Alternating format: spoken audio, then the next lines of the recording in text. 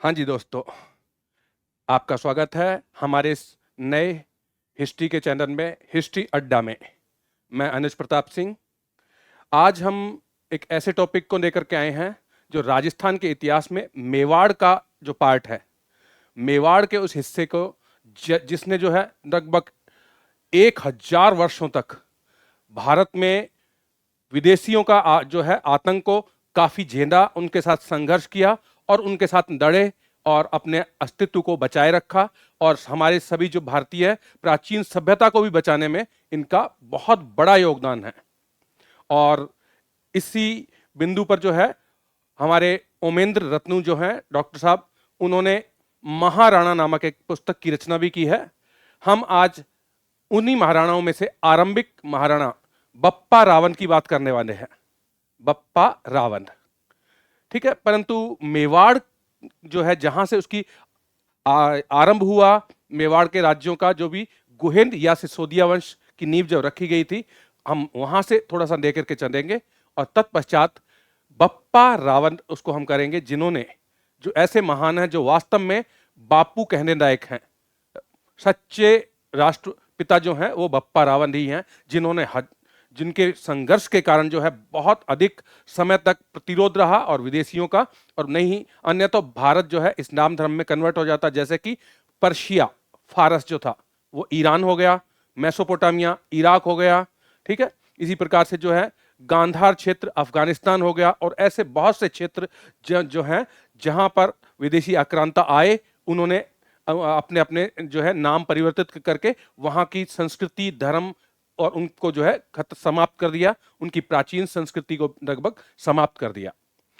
भारत में जो हमारी संस्कृति आज भी सनातनी प्राचीन सभ्यताएं जीवित है, संस्कृति जीवित है और धर्म जीवित है, और इसका संपूर्ण श्रेय दिया जाता है इन्हीं मेवाड़ के महाराणाओं को।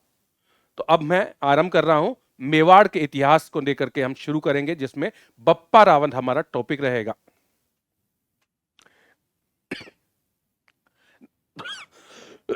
सॉरी। देखिए, मेवाड़ जो है, आप जानते हैं राजस्थान एक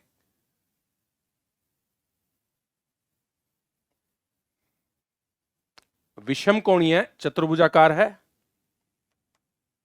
और यहां पर जो है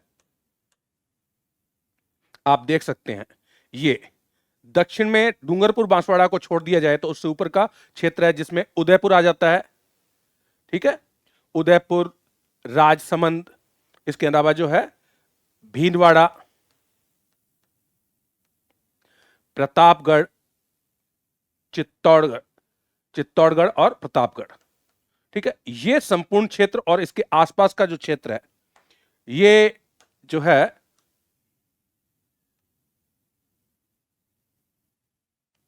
मेवाड़ के नाम से विख्यात है।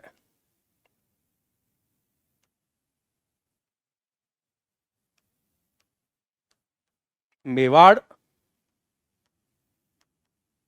या मेदपाट, इसी को हम प्रागवाट भी कहते हैं।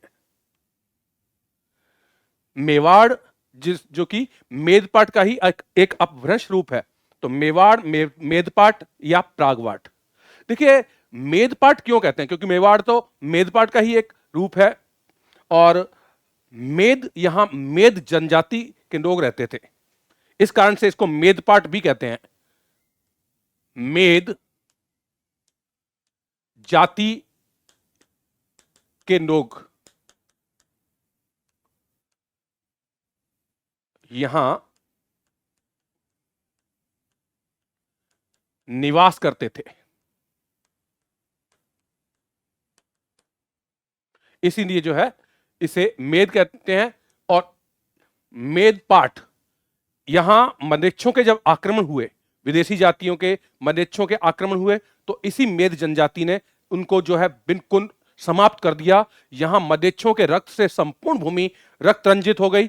परिणाम स्वरूप जो है इसे मेदपाट कहा जाने लगा। मेदों के द्वारा मलेच्छों को समाप्त करना, उन्हें रक्त रंजित करना, इसीलिए इसे मेदपाट कहा जाता है इस भूमि को, ठीक है। तो हमें इस बात का विशेष ध्यान भी रखना है। मेवाड़ जो है दक्षिण राजस्थान के उदयपुर, रायसमंद, भीलवाड़ा, प्रतापगढ़, चित्तौड़गढ़, ये 5 जिले और इनके आसपास की संपूर्ण क्षेत्र जो है, संपूर्ण भूमि, वो मेवाड़ क्षेत्र में आती है। मेवाड़ जिसमें उदयपुर मुख्य है, और उदयपुर जिसका प्राचीन नाम शिवी था, शिवी या किवी। उदयपुर को प्राचीन समय में क्या कहते थे? शिवी या किवी, जिसके बारे में हम चर्चा करेंगे। और इसी क्षेत्र में गुहिन वंश की स्थापना हुई। पहले गुहिन वंश से पहले मेवाड़ क्षेत्र पर मौर्य वंश का राज था, और इनका राजा मान मोरी या मान मौर्य यहां राज करता था। आप जान सकते हैं कि ये जो क्षेत्र है, इस क्षेत्र पर पहले किनका शासन था? इस क्षेत्र पर पहले था मौर्य वंश का, और मौर्य वंश का जो चित्तौड़ में अंतिम राजा हुआ है उसका नाम है मान मौर्य, जिसे मान मोरी भी कहा जाता है। ठीक है, तो यहीं पर जो है हम बात करेंगे बप्पा रावण की, और उसके सबसे पहले हम गुहिंदोत की बात करते हैं। गुह या गुहिंदोत, क्योंकि इसमें हम दो मेवाड़ के गुहिन वंश के 2 शासकों की बात करने वाले हैं। पहला गुह या गुहिंदोत, ठीक है, वो हम इसलिए क्योंकि मेवाड़ के गुहिन वंश का संस्थापक जो था वो गुह या गुहिंदोत था, जिसे हम गुहिंद भी कहते हैं। और ये जो है इस वंश का संस्थापक था, और यहां हम बात करने वाले हैं ये मेवाड़ का गुहिन वंश का वास्तविक संस्थापक यानी रियल फाउंडर, और वो थे बप्पा रावण। मेवाड़ के गुहिन वंश का संस्थापक गुह या गुहिंदोत, और मेवाड़ के गुहिन वंश का वास्तविक संस्थापक था बप्पा रावण। ठीक है, इसीलिए थोड़ा सा कुछ समय के लिए गुह यानी संस्थापक के बारे में बात कर लेते हैं, मेवाड़ के गुहिन वंश के संस्थापक गुह या गुहिंदोत के बारे में। ठीक है, थोड़ी सी चर्चा करेंगे यहां उसकी। तो ये जो है सबसे पहले तो हमें जानना है मेवाड़ क्षेत्र कौन सा है। मेवाड़ क्षेत्र है कहां? दक्षिणी राजस्थान में। ठीक है, थोड़ा सा मैं लिख देता हूं,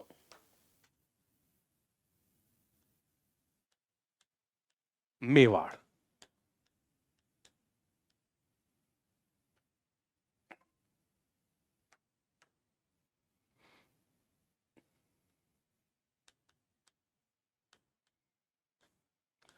दक्षिणी राजस्थान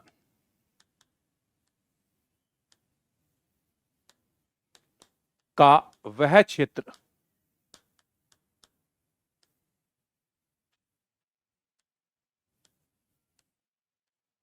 जिसमें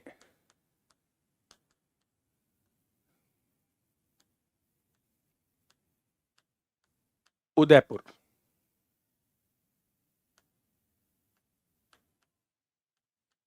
राजसमंद,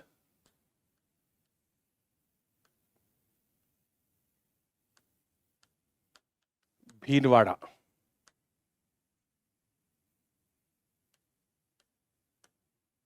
चित्तौड़ एवं प्रतापगढ़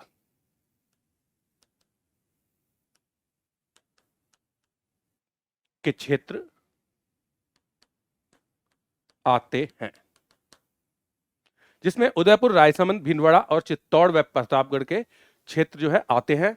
इसके आसपास का क्षेत्र भी इसमें सम्मिलित माना गया है।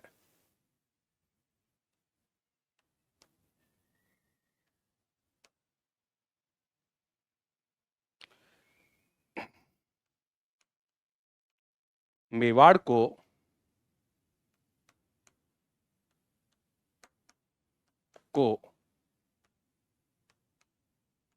मेदपाट एवं प्रागवाट भी कहा गया है। यहां मेद जाति के लोगों ने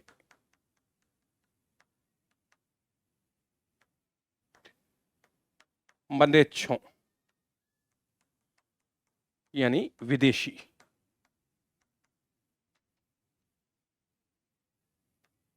को समाप्त कर भूमि को उनके रक्त से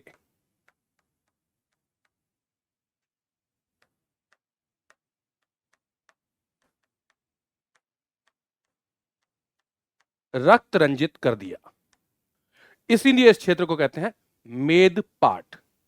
मेवाड़ दक्षिणी राजस्थान का वह क्षेत्र जिसमें उदयपुर, रायसमंद, भीलवाड़ा, चित्तौड़ और प्रतापगढ़ के क्षेत्र आते हैं। मेवाड़ को मेदपाट और प्रागवाट भी कहा जाता है, क्योंकि यहां पर मेद जाति के लोग रहते थे जिन्होंने विदेशियों यानी मलेच्छों को संपूर्ण भूमि में समाप्त कर दिया और उस संपूर्ण भूमि को रक्त रंजित कर दिया उनके रक्त से।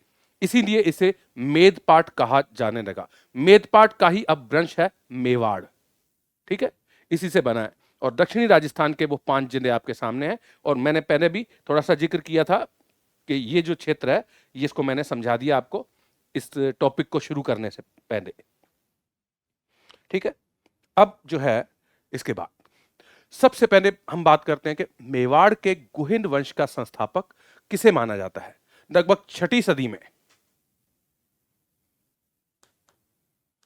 गुह या गुहिंद या गुहिंदोत, ठीक है, ये क्या है, इन्हें मेवाड़ के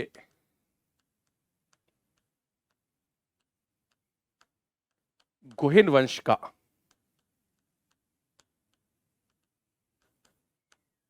संस्थापक माना जाता है।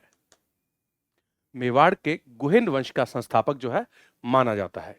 ठीक है, और इसके पीछे का जो कहानी है वो ये है कि लगभग 6ठी ईस्वी में, लगभग 566 ईस्वी, 6ठी ईस्वी में इसने मेवाड़ के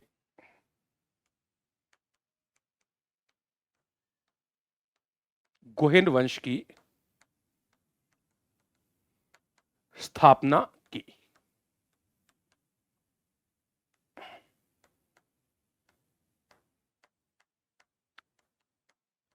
इसके पिता सिंहादित्य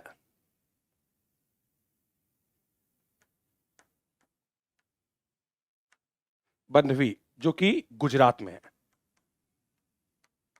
के शासक थे।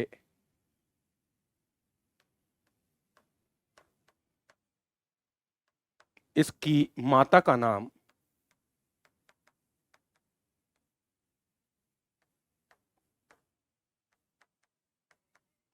पुष्पावती था। देखिए, गुहिंद वंश के संस्थापक के तौर पे जिसे जाना जाता है वे थे गुह या गुहिंदोत। ठीक है, जिसे गुहिंद भी कहा जाता है। इसे मेवाड़ के गुहिंद वंश का संस्थापक यानी फाउंडर माना गया है, जबकि वास्तविक संस्थापक बप्पा रावण को, जिसके बारे में हम पढ़ने जा रहे हैं, आज का जो टॉपिक है मेन वो है बप्पा रावण। लगभग 566 ईस्वी यानी कि 6ठी सदी में इसने मेवाड़ के गुहिंद वंश की स्थापना की थी। इसके पिता जो थे वो बंदवी के शासक थे, जो कि गुजरात में एक स्थान है। बंदवी के शासक शिंडादित्य, और इनकी माता का नाम था पुष्पावती। तो ये थोड़ी सी बात इसके बारे में बता रहा हूं। अब मैं आपको बताता हूं नक्शे में। आप देखेंगे कि जो भारत में, या राजस्थान के नक्शे से समझा देते हैं अपने।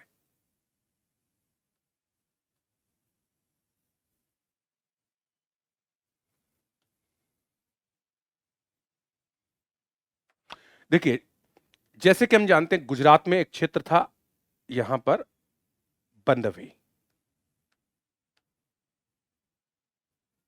ठीक है,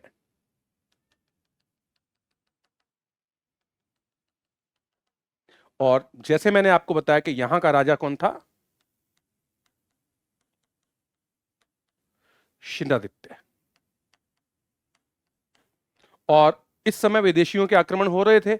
आप जानते ही हैं कि भारत पर विदेशी आक्रांता प्राचीन समय से ही आक्रमण करते रहे हैं, और इनमें सबसे पहले पर्शियंस थे, जो वर्तमान में पर्शिया यानी ईरान है। उनमें मुस्लिम है, परंतु पहले पारसी जो थे उनका धर्म था पारसी धर्म अलग था। और अब दुनिया में एक ही एक देश है जहां पारसी लोग रहते हैं, और वो है भारत। भारत ही एकमात्र ऐसा देश है जहां पारसी समुदाय के लोग रहते हैं, और यही प्राचीन पारसी इन्होंने पहले आक्रमण किया था। और उसके पश्चात फिर सिकंदर जो कि यूनानी था, तो पारसी यानी ईरानी, सिकंदर जो था यूनानी था, यूनानियों का आक्रमण हुआ। और वर्ष 2000 के आसपास जो है हूण, जो काफी आक्रमण हुए, हूणों के आक्रमण शुरू जो है हो गए थे। कनिष्क वो सॉरी कुषाणों के आक्रमण हुए, फिर धीरे धीरे जो है हूणों, पहलव, पार्थियंस, इनके आक्रमण होने लगे। और इन्हीं आक्रमणों के समय शिलादित्य जो है मारा गया। ठीक है, विदेशी आक्रमण के दौरान शिलादित्य मारा गया, और उसकी पत्नी जो थी, शिलादित्य की पत्नी,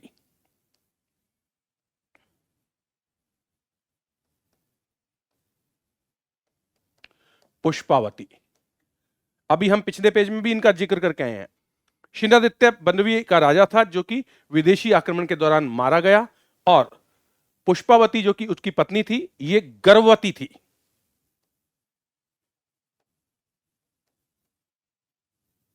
और ये जो है यहां धार्मिक यात्रा के लिए गई हुई थी इस क्षेत्र में।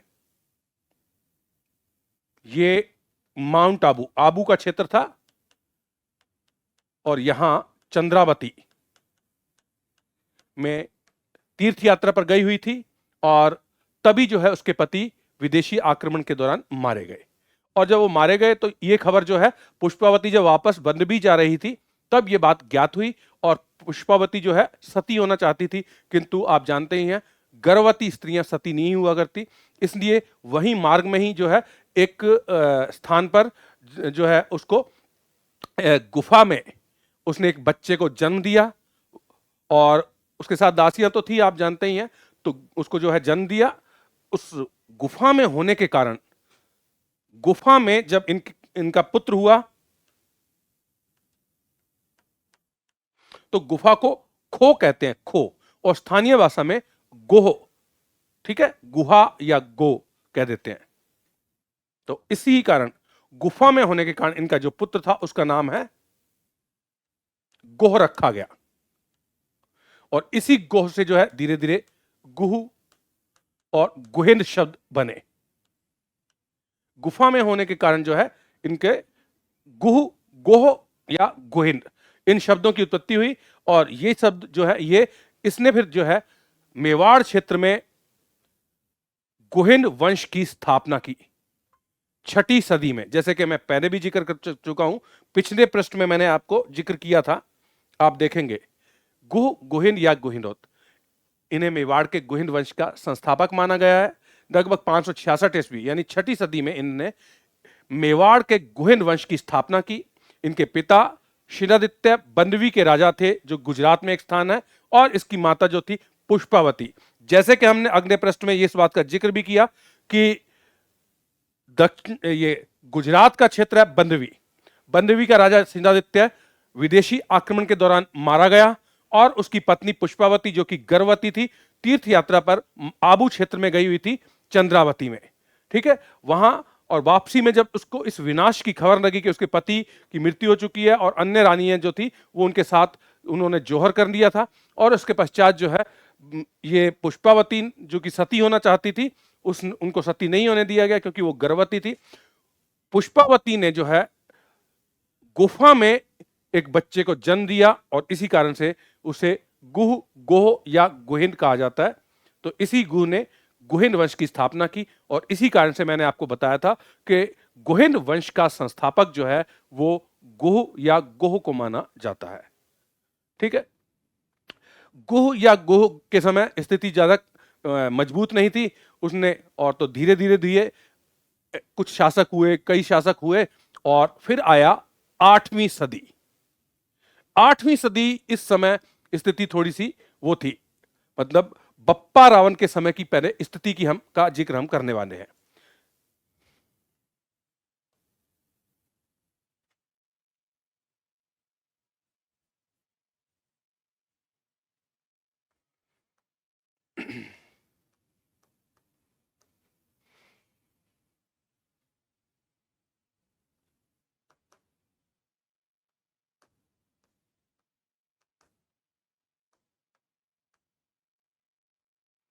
भारत की स्थिति स्थिति देखिए, बप्पा रावण के उदय के समय यानी 8वीं सदी की हम बात करने वाले हैं। 8वीं सदी में से पहले ही जो है भारत पर इस्लामिक आक्रमण आरंभ हो चुके थे। इस्लाम का उदय इस पृथ्वी पर हो चुका था और इस्लाम के उदय के पश्चात जो है उन्होंने चारों तरफ आक्रमण किए और तत्पश्चात भारत भी उसकी उनकी जद में था कि इसको भी हम अपने अधिकार क्षेत्र में करें। और आज तक भी मुस्लिमों के मन में गजवाए हिंद का जो है विचार आता है। ठीक है, गजवाए हिंद इसको कहते हैं और वो संपूर्ण भारत पर अपना अधिकार बनाना चाहते हैं। जैसे कि हम जानते भी हैं कि अफगानिस्तान कभी भारत का हिस्सा हुआ करता था। 70 वर्ष पूर्व जो है पाकिस्तान और ये बांग्लादेश ये भी भारत के हिस्से थे। तो अभी तक जो है 3 देश तो यहाँ से इस्लामिक कंट्री निकल ही चुके हैं और भारत में भी अभी फिर मतलब ऐसी स्थिति है कि कभी भी मतलब आपस में जो आपसी सौहार्द खत्म हुआ तो आपस में जो है कुछ भी हो सकता है, संघर्ष की स्थिति उत्पन्न हो जा सकती है। तो बप्पा रावण के समय की यह स्थिति इनके उदय से पहले ही आरंभ हो चुकी थी, पर बप्पा रावण के उदय के समय आक्रमण, अरब आक्रमण थोड़ा बहुत सफल हुआ। जैसे कि हम जानते हैं कि भारत जो है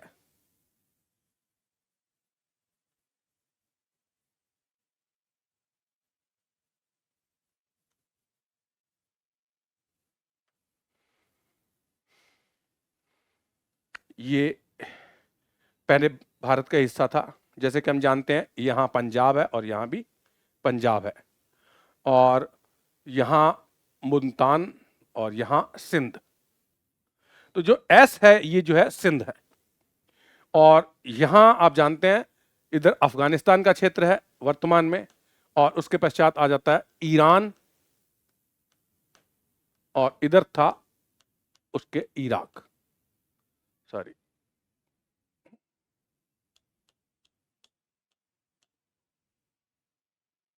ठीक है।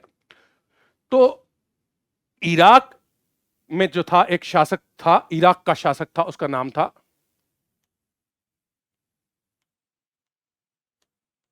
अन हज्जाज और इसी का भतीजा जो था उसका नाम था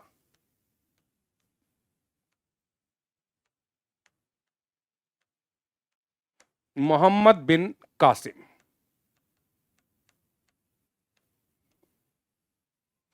इसे भारत पर पहला अरब आक्रांता, सफन अरब आक्रांता कहा जाता है।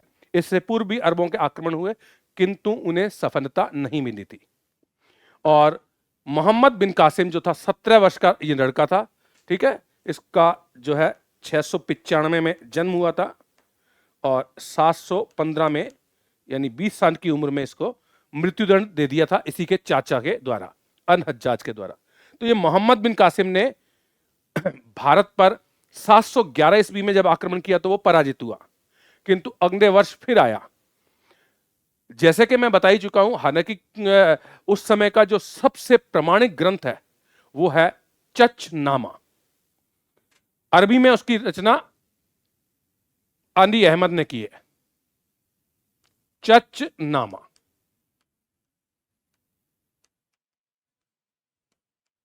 अरबी में इसकी रचना जो की है वो किसने की है? अली अहमद। ठीक है, तो चचनामा उस समय का जो ग्रंथ है उस, तो चचनामा में काफी जानकारी इसके बारे में प्राप्त होती है। इन भारत पर जो अटैक्स हुआ था और जो सफल आक्रमण, अरबी आक्रमण कहा जाता है, 712 ईस्वी में हुआ। 711 ईस्वी में पहले असफल हुआ, फिर 712 ईस्वी में इसे सिंध प्रांत पर सफलता प्राप्त हुई थी। ठीक है, तो यहां सिंध प्रांत है और यहां से ये अटैक किया गया था सिंध पर। और इस समय सिंध का जो राजा था वो था दाहिर, दाहिर सैन। ये सिंध का राजा था और ये था ब्राह्मण। ठीक है, सिंध का राजा दाहिर सैन एक ब्राह्मण था जो चच का पुत्र था। चचनामा जिसके बारे में है वो चच इसके पिता हैं। दाहिर सैन के पिता का नाम था चच, ये ब्राह्मण था। ठीक है, चच ने यहां से शूद्रों के राज्य का अंत किया और यहां ब्राह्मण वंश की स्थापना की थी। यहां पर पहले सिंध पर चच से पहले शूद्र शासन किया करते थे। ठीक है, और इसके पश्चात जो है चच ने यहां पर उनके शासन को समाप्त करते हुए और अपने शासन को ब्राह्मण वंश को स्थापित किया था। और उसी का पुत्र था दाहिर, दाहिर सैन भी कह सकते हैं। तो ये एक ब्राह्मण थे। अब स्थिति क्या बनती है कि मोहम्मद बिन कासिम सिंध पर अटैक करता है। ठीक है, ये कब करता है? 712 ईस्वी, जो मैं सफन आक्रमण की चर्चा कर रहा हूं, जो भारत में अरबी आक्रमण या इस्लामिक आक्रमण जो पैदा हुआ था वो 712 ईस्वी में सफनता के रूप में हुआ था। इससे पहले भी आक्रमण होते रहे जिनका जिक्र मैं कभी और चैप्टर में करेंगे, क्योंकि हम अरबी आक्रमण तो कर नहीं रहे हैं। हमारा टॉपिक क्या है? बप्पा रावण है। तो बप्पा रावण के समय की स्थिति थोड़ी संक्षेप में ही बताऊंगा मैं, इसको हम ज्यादा लंबा नहीं खींच पाएंगे, अन्यथा बप्पा रावण के विषय में रह जाएगा। उस समय की स्थिति बता रहा हूं जो 8वीं सदी में भारत पर पहला सफन अरब आक्रमण मोहम्मद बिन कासिम ने किया था, जो उस समय 17 साल का था। ठीक है, और अन हज्जाज जो कि इराक का शासक था उसका यह भतीजा था। कई जगह कुछ लोग गलतफहमी में लिख देते हैं कि अन हज्जाज जो है उस समय खलीफा था। तो अन हज्जाज खलीफा नहीं था, इस समय खलीफा वाहिद था। खलीफा वाहिद था, अन हज्जाज इराक का शासक था और उसी का भतीजा था मोहम्मद बिन कासिम। अब क्या है कि एक युद्ध होता है, हालांकि कई युद्ध हुए पहले। दाहिर सेन युद्धों में जो है कई युद्ध लड़े। दाहिर सेन के भाई भी युद्ध में मारे गए थे, किंतु दाहिर के साथ जो सीधा आमने सामने की टक्कर हुई थी, हम उसकी चर्चा यहां करेंगे। दाहिर के समक्ष जो है आमने सामने की जो भिड़ंत मोहम्मद बिन कासिम से हुई, उसको हम कहते हैं राउर का युद्ध, या इसको ऐसे भी लिखा जा सकता है राउर, और अंग्रेजी में कहते हैं इसको का युद्ध। 20 जून 712 ईस्वी।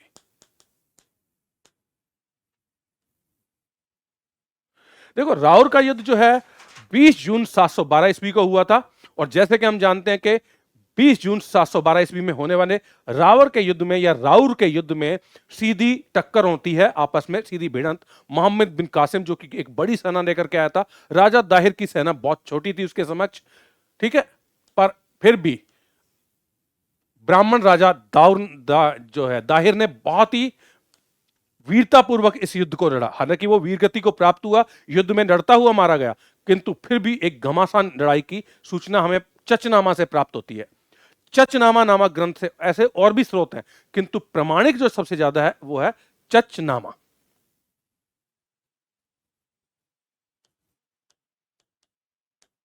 चचनामा ग्रंथ से इस युद्ध की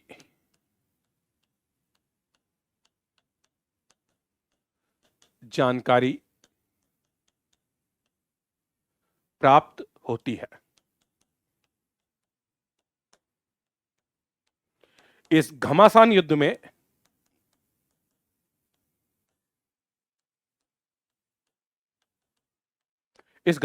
में राजा दाहिर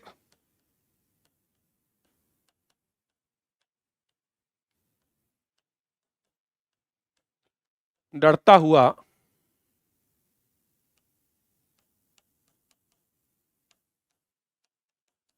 वीर गति को प्राप्त हुआ। युद्ध में काफी घमासान हुआ। चचनामा के अनुसार युद्ध बहुत ही घमासान हुआ। जैसे कि हम जानते हैं, चचनामा अरबी भाषा में शुरुआत में लिखा गया था, जिसका बाद में फारसी में भी अनुवाद हुआ, फिर अंग्रेजी में भी हुआ। ठीक है, तो सबसे पहले अरबी में लिखा गया चचनामा, जो कि अली अहमद की रचना है, उस समय की जानकारी देता है।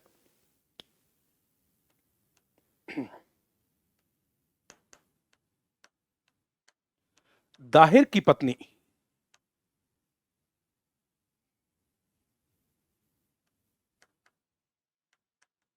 रानी देवी ने कुछ समय तक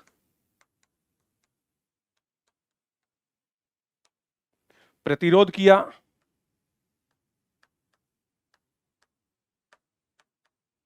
अंत में उसने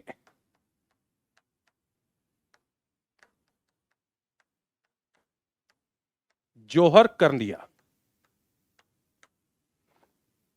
अंत में उसने जो है जोहर कर लिया। तो जोहर कर लिया, ये भारतीय इतिहास का पहला ज्ञात जौहर है। भारतीय इतिहास का पहला ज्ञात जौहर, यानी पहला जौहर हम कहते हैं इसको। यह है भारतीय इतिहास का प्रथम जौहर है। यहां क्या है कि रानी जो थी, रानी देवी दाहिर सेन की पत्नी थी।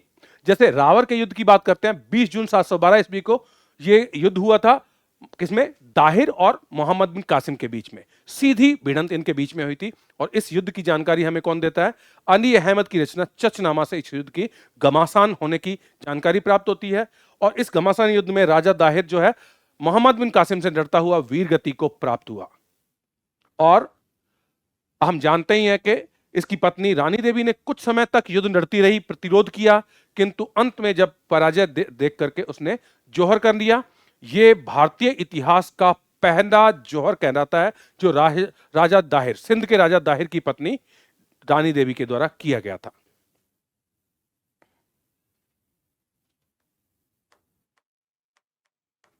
इस युद्ध में बौद्धों ने, बौद्ध धर्म के लोगों ने दाहिर का साथ दिया। उत्तर भारत की उत्तरी पश्चिमी सीमा पर बौद्ध धर्म के अनुयायी थे। उन्होंने एक तो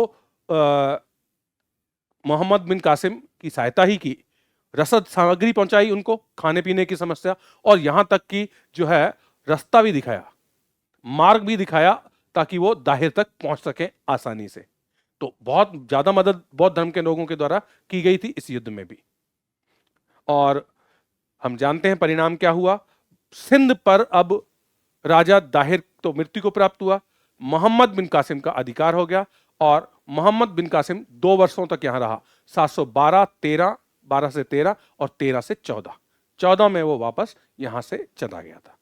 712 से 13, 713 से 14, 2 वर्ष तक वो यहां रहा और फिर चला गया। हालांकि वो यहां से दाहिर की 2 अविवाहित कन्याएं जो थी उनको भी ले गया था, सूर्या देवी और परमद देवी को। वो कहानी फिर लंबी हो जाएगी, हम फिर अपने बप्पा रावण जो आज करना है वो रह जाएगा। ठीक है, तो ये कभी और इसमें जब इनका टॉपिक आएगा तो हम करेंगे। यहां सिर्फ हम इतनी ही बात कर रहे हैं कि बप्पा रावण के उदय के समय भारत की स्थिति क्या थी। तो भारत जो है इस प्रकार से, जो पाकिस्तान वाला एरिया जो अब अलग है पाकिस्तान में, तो वहां सिंध था, मुल्तान, पंजाब, ये प्रांत, और सिंध प्रांत पर एक ब्राह्मण दाहिर सेन का अधिकार था, जिसके पिता चच ने यहां से शूद्रों का शासन समाप्त करके जो है एक ब्राह्मण वंश की स्थापना की थी।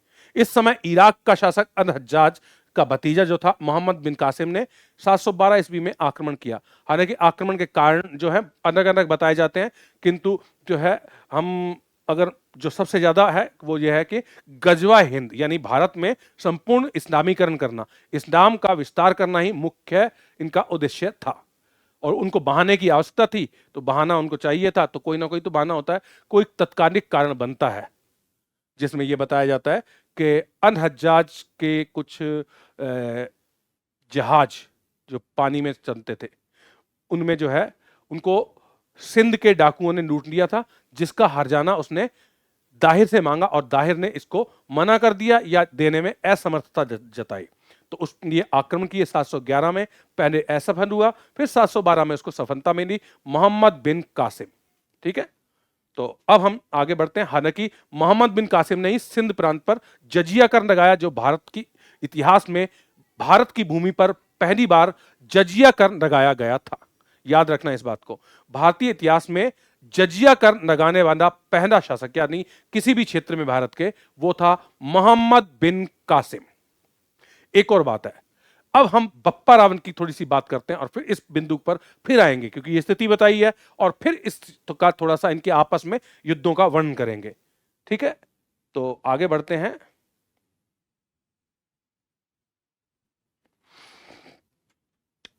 अब हमारे जो मुख्य हम बात जिनकी करने वाले वो है बप्पा रावण।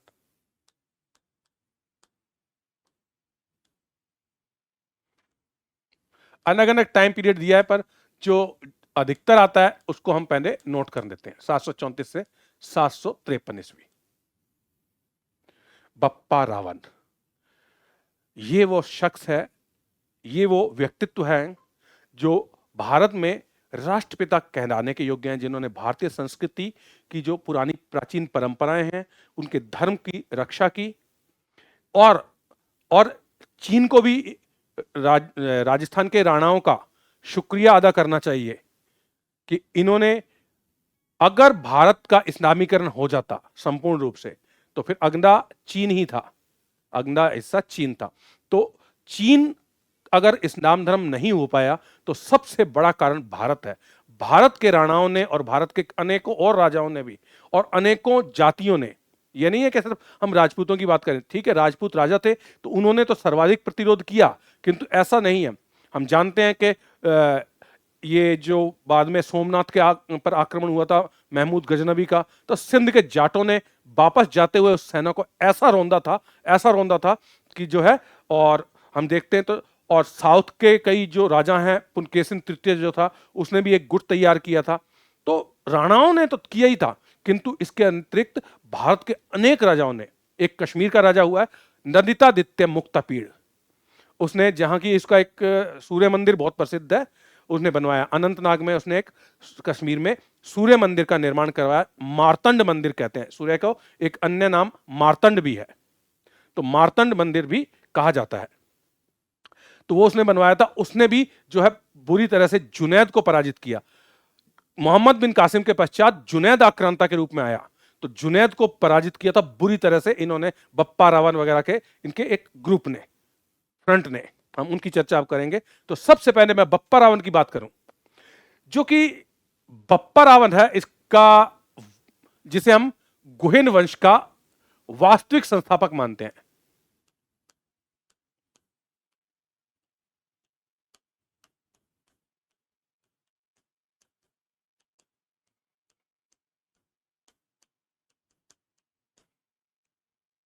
वास्तविक संस्थापक,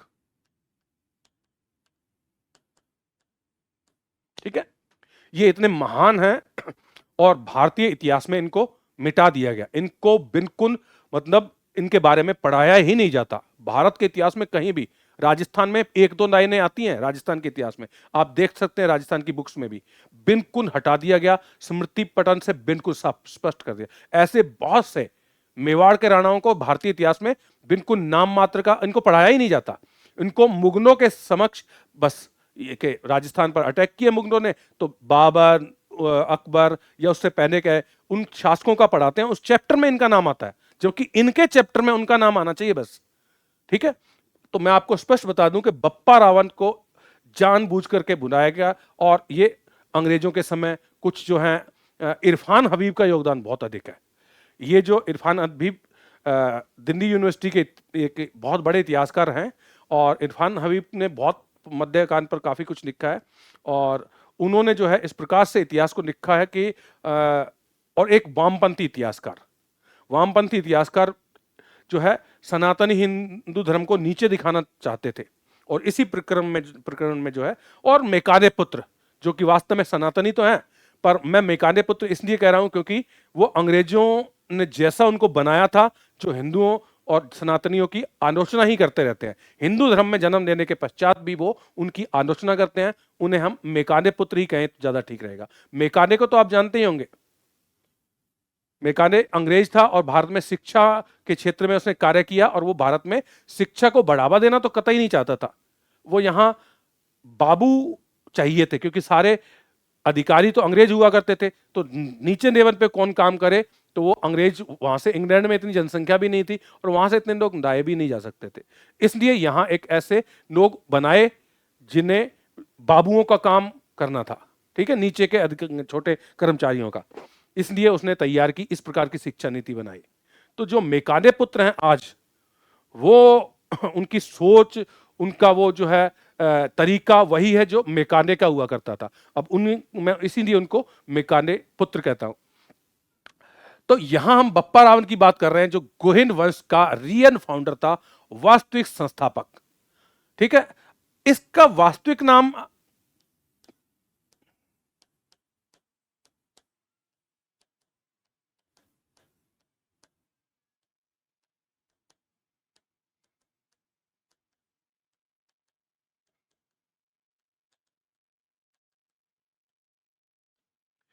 देखिए, वीर विनोद के लेखक श्यामन दास तो इसका नाम महेंद्र बताते हैं, किंतु गौरी शंकर हीराचंद ओझा जो हैं, जीएच ओझा जी, उन्होंने इसे कानभोज बताया, और अन्य प्रमाणों से भी इसका नाम कानभोज ज्यादा प्रमाणित किया जाता है। ठीक है, तो कानभोज था। तो बप्पा रावण कैसे पड़ा?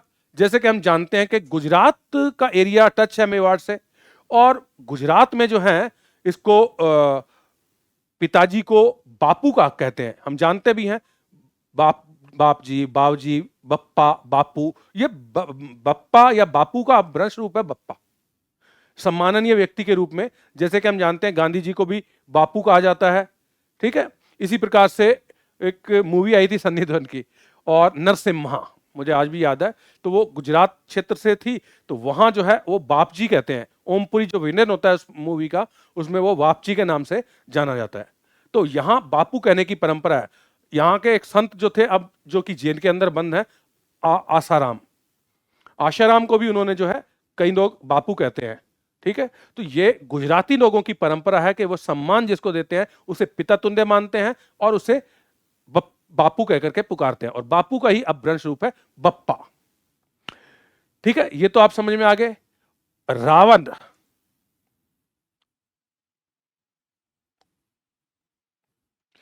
देखिए रावण जो है, आप देखें,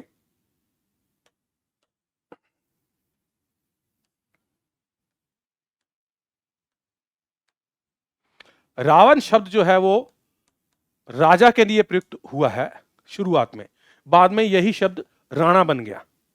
राजा राणा बन गया, रावण था पहले। तो रावण जो है ये तीन शब्दों से मिलकर बना है, और तीन शब्दों के आरंभिक शब्दों से। तो राज्य, राज्यत्व, ठीक है, मैं लिखता हूं उन शब्दों को। पहला है राज्योचित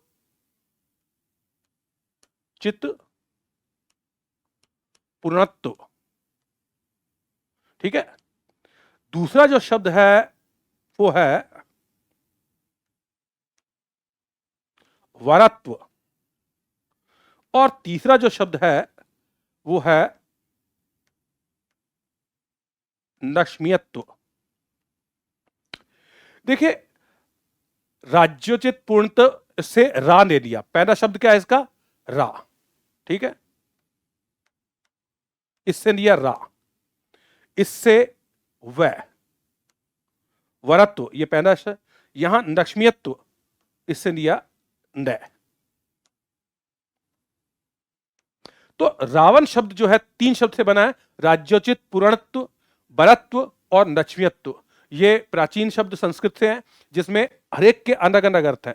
जिसमें राज्योचित पूर्ण यानी पूरा राज्य के हित में सोचे या राज्य के बारे में हो, वरत्व ये जो है अपने वर कामना वगैरह, और तीसरा जो है लक्ष्मीयत्व, लक्ष्मी यानी धन।